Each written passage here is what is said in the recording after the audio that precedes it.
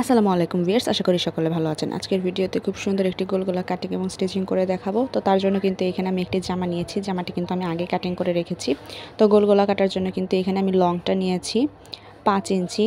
এটা কিন্তু একদম স্বাভাবিক মাপ যেটা, সেটা একদম ছোটও হবে না, বড়ও হবে না, এবং চওড়া নিয়েছি কিন্তু 2.5 ইঞ্চি। আপনারা যদি গলাটা একটু বড় করে কাটতে চান তাহলে সেখানে 5.5 ইঞ্চি নিয়ে নেবেন। নিচে যেহেতু 2.5 ইঞ্চি নিয়েছি, তো আমি কাঁধেও কিন্তু 2.5 ইঞ্চি নিয়েছি।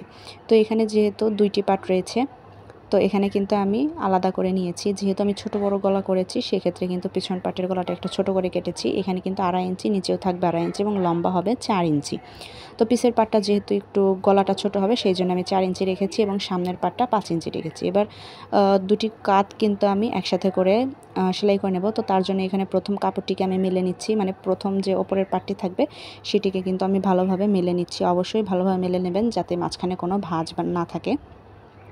তো প্রথম কাপড়টিকে কিন্তু আমি মেলে নিচ্ছি। এবার দ্বিতীয় যে কাপড়টি রয়েছে সেটিকে কিন্তু এটার উপরে ভালোভাবে সেট করে দিয়েছি।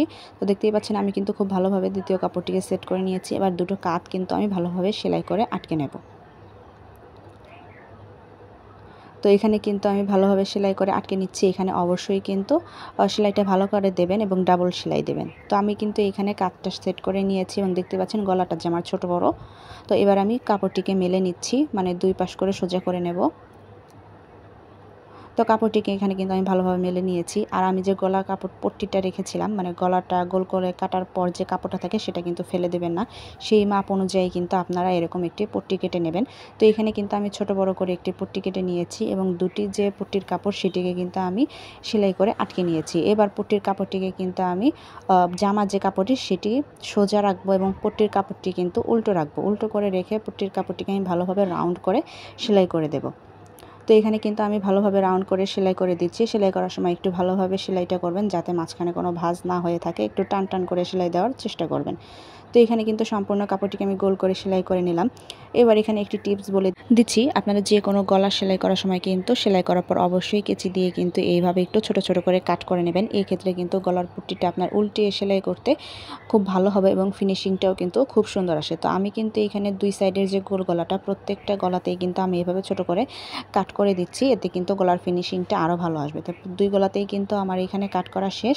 এবার কাপড়টিকে কিন্তু আমি এইভাবে করে ভাঁজ দিয়ে নিচ্ছি এবং উল্টো করে ভাঁজ দিয়ে কাপড়টিকে এরকম করে হাত দিয়ে একটু ভালোভাবে চেপে চেপে বসিয়ে দেবেন। এতে কিন্তু গলার ফিনিশিংটা আরও ভালো আসে।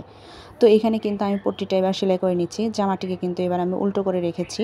তো উল্টো করে রেখে পট্টির কাপড়টাকে কিন্তু আমি এরকম করে ভাঁজ দিয়ে, মানে অল্প অল্প একটু সেলাই দিয়ে এবং হাত দিয়ে ভাঁজ করে তারপর কিন্তু আমি পুরো কাপড়টাকে সেলাই করে নিচ্ছি।